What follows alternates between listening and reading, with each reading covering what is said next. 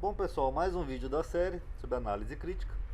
Esse vídeo talvez soe um pouco cômico ou engraçado para vocês, pelo menos para mim soou, devido às informações que eu vou mostrar nele, tá? Mas não é proposital não, é porque tem umas coisas aqui que soam engraçada mesmo, tá?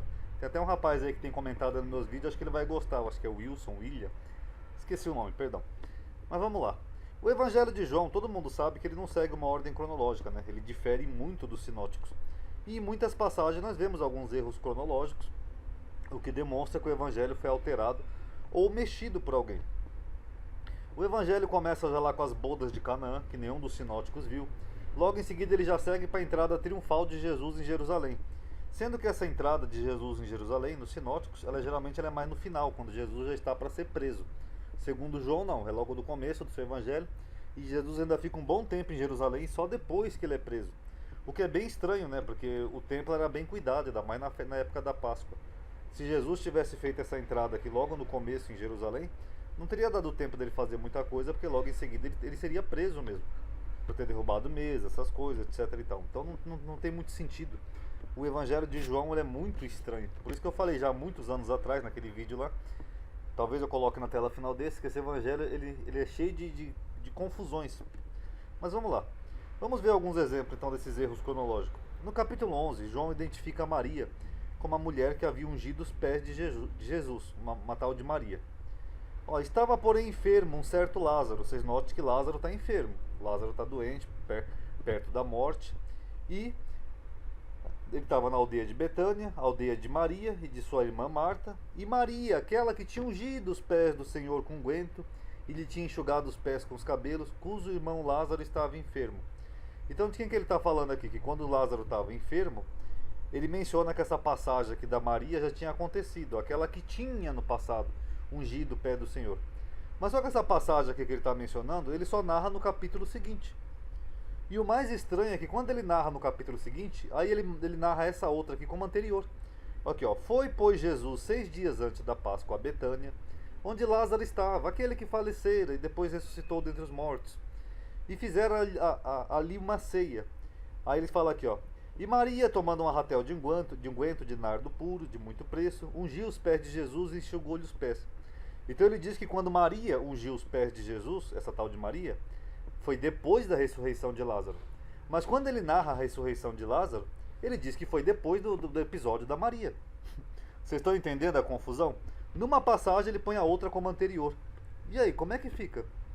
Se alguém puder me explicar, pode ser até aí nos comentários, eu agradeceria, porque aqui na ressurreição de Lázaro, ele diz que já tinha passado a passagem da mulher com unguento.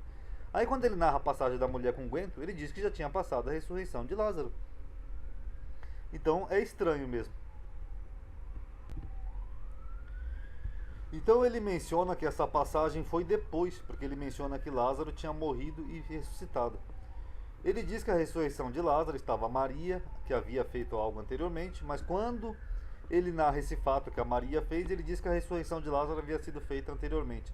Ou seja, em ambas as passagens ele menciona ele menciona sempre a outra como anterior daquela que ele está narrando. Quer dizer, fica um paradoxo, não tem como compreender essa parte aqui, essa confusão de João. E no mesmo capítulo, Jesus se esconde dos judeus. Olha, enquanto tem de luz, crede na luz para que sejais filho da luz. Essas coisas disse Jesus e retirando-se, escondeu-se deles. Ele se escondeu, talvez com medo de ser preso, ou perseguido, ou morto, alguma coisa, ele se escondeu. E após umas menções de Isaías, que é mencionado aqui em João, que é como se fossem cumprimentos de Isaías e não sei o que, o autor retoma o texto dizendo que Jesus aparece do nada, clamando, como se ele nunca tivesse escondido. Ó. E Jesus clamou, quer dizer que ele falou em voz alta, né? Ele clamou e disse, quem crê em mim crê, não em mim, mas naquele que me enviou, não sei o que. Ué, mas ele não tinha ido se esconder? Se você tirar aquela parte da associação profética que eles fazem ali com Isaías, esse versículo aqui seria uma continuidade da narrativa. Jesus retirando-se, escondeu-se e clamou. Ué, então não tem muito sentido essa cronologia do Evangelho de João. Na última ceia, segundo João, os apóstolos questionam a Jesus. Essa aqui é uma coisa que eu achei muito cômica. Eles perguntam para Jesus aonde ele vai. Preste atenção nisso. Ó. Disse Pedro, Senhor, para onde vais? Aí Jesus responde, para onde eu vou não pode me seguir, Pedro. Depois você vai me seguir, tá? Tipo uma resposta assim, como quer dizer, eu não sei e também não te interessa. Ok. Aí Tomé, o seu outro apóstolo, vai e faz a mesma pergunta.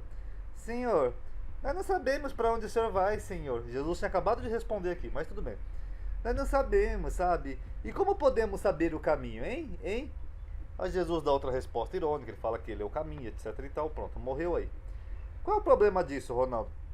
O problema é que quando Jesus está prestes a ser preso, quando ele está lá orando, lá no Monte das Oliveiras, ele reclama com os apóstolos justamente por eles não ter perguntado para onde ele vai. Olha aqui, ó.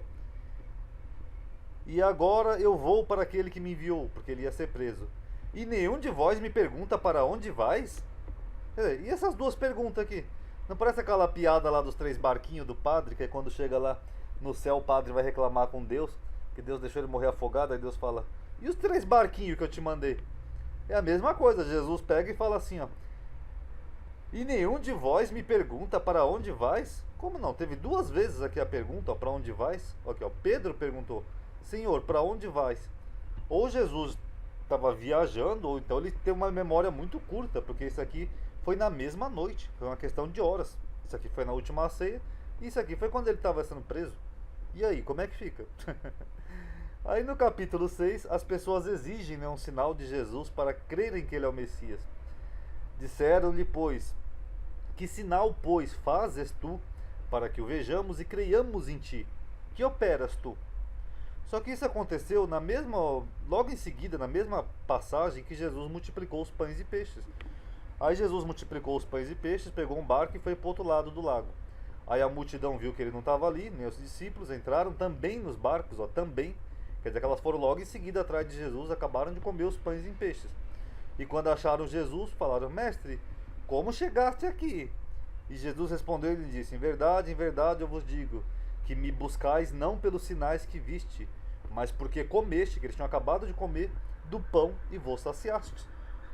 Que pão é esse que ele está falando? O pão que ele acabou de multiplicar aqui nos versículos anteriores. Aí ele acaba de multiplicar os pães e peixes, ele mesmo diz isso, que as pessoas foram atrás dele só para poder, por causa do pão que comeram. Aí as pessoas pegam e falam, que sinal fazes tu para que vejamos e creiamos em ti, hein? Vocês notaram como chega a ser cômico isso? Porque não tem lógica, ele acabou de falar do pão que eles comeram. Aí o pessoal pega e fala, que sinal que você faz? Quer dizer, isso não parece um relato histórico, com todo respeito até aos cristãos, mas isso é muito estranho. Aí no capítulo 2, Jesus está em Jerusalém, capital da Judeia. E estando ele em Jerusalém pela Páscoa, durante a festa, muitos vendo os sinais que faziam, creram no seu nome, etc e tal. Só que no capítulo seguinte, Jesus vai para a terra da Judeia. Ok, ó, depois disso foi Jesus com os discípulos para a terra da Judeia. Só que aqui ele já estava na terra da Judeia. Jerusalém é na Judeia. É o mesmo que eu falar assim para vocês, ó pessoal, eu vou sair aqui de São Paulo e eu vou para a capital paulista, tá? Vocês entenderam, não tem contradição nenhuma. Eu vou sair de São Paulo e vou para a capital paulista. Não tem sentido. Aí, e por fim, esse aqui eu peguei do blog, tá? Esse aqui não é meu, mas eu achei curioso também, que é de um blog que eu acompanho. Que todos os acontecimentos do capítulo 5, né, acontecem em Jerusalém, mas em João 6,1, o narrador fala que Jesus foi para o outro lado do mar da Galileia. Como que ele foi para o outro lado do mar, se ele não estava em nenhum lado do mar? Até porque no máximo que tinha ali onde Jesus estava em Cafarnaum era um lago, ele não estava no mar da Galileia. Vocês notaram? Então esses são alguns erros cronológicos e geográficos do quarto evangelho, ok? Estão gostando da série? Dá um salve aí de vez em quando que isso ajuda, tá pessoal? Atividade ajuda, ainda mais agora que o YouTube está todo bugado, tá? Paz a todos.